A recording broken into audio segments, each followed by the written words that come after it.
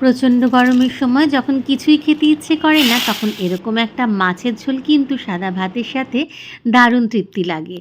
আর ঠিক যদি এইভাবে মাছের ঝোলটা বানিয়ে নেওয়া যায়, তাহলে এর স্বাদ কিন্তু অতুলনীয় হয়। চলুন দেখে নেওয়া যাক এই সবজি দিয়ে দারুণ স্বাদের মাছের রেসিপি, যেটা গরমে দারুণ তৃপ্তি দেবে। প্রথমে আমি কাতলা বা রুই মাছ নুন হলুদ মাখিয়ে নিয়েছি। তারপর সর্ষের তেলে একটু ভেজে তুলে রেখেছি। অপরদিকে এখানে আমি সব রকমের সবজি কেটে নিয়েছি। আমি এখানে ঝিঙে, পটল, ডাঁটা, গাজর, আলু এগুলোর ব্যবহার করেছি।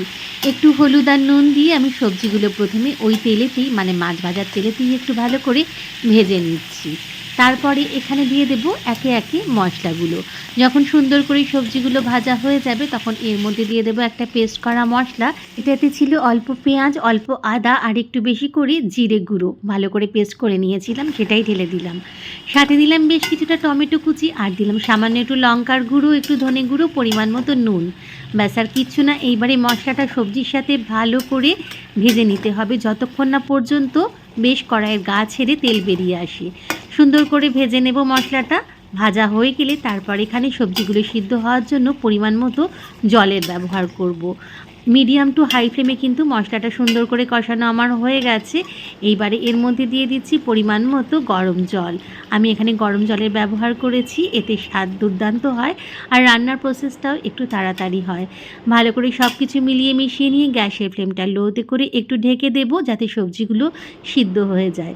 সবজিগুলো 80% সিদ্ধ হলে তারপরে ঢাকনাটা খুলে এর মধ্যে দিয়ে দিচ্ছি আমি ভেজে রাখা মাছগুলো। মাছগুলো দিয়ে বেশিক্ষণ ফোটানোর দরকার নেই, 5 মিনিট একটু হাই ফ্লেমে ফুটিয়ে নিলেই কিন্তু ঝোলটা রেডি হয়ে যাবে। তার আগে শেষকালে আমি দিয়ে দিচ্ছি সামান্য একটু চিনি, যেটা টেস্টের ব্যালেন্স হবে, আর দিয়ে দিচ্ছি 2-3টে চেরা কাঁচা লঙ্কা। তবে শেষকালে এই তড়কাটা দিতে কিন্তু একেবারেই ভুলবেন না। সর্ষের তেলে একটুখানি 5 ফোড়ন ভেজে নিয়ে সেটা কিন্তু এই মাছের ঝোলের মধ্যে দিয়ে দিতে হবে। এতে কিন্তু এই মাছের ঝোলের স্বাদ অতুলনীয় হবে। একবার অবশ্যই এইভাবে বানিয়ে দেখবেন, স্বাদ কিন্তু দুর্দান্ত হয়। একদম হালকা কম মশলায় তৈরি গরমের দিনে এই সবজি দিয়ে মাছের ঝোল খেতে দুর্দান্ত লাগবে। তবে এর সাথে দরকার অবশ্যই সাদা ভাত। সাদা ভাতের সাথে এই মাছের ঝোল দারুণ তৃপ্তি দেবে গরমের সময়। একদম কম মশলায় তৈরি, অথচ খেতে অতুলনীয়। ঝোলটা আপনার পরিমাণ অনুযায়ী রাখবেন, ঠিক যতটা ঝোল দরকার ততটাই এখানে ব্যবহার করবেন। তবে সবজি দিয়ে এই ঝোলটা কিন্তু উপকারীও বটে, তাই ঝোলটা একটু রাখলে খেতে ভালোই লাগবে সাদা ভাতের সাথে। এইরকম সাদা ভাতের সাথে সবজি দিয়ে মাছের ঝোল একবার অবশ্যই বানিয়ে দেখুন।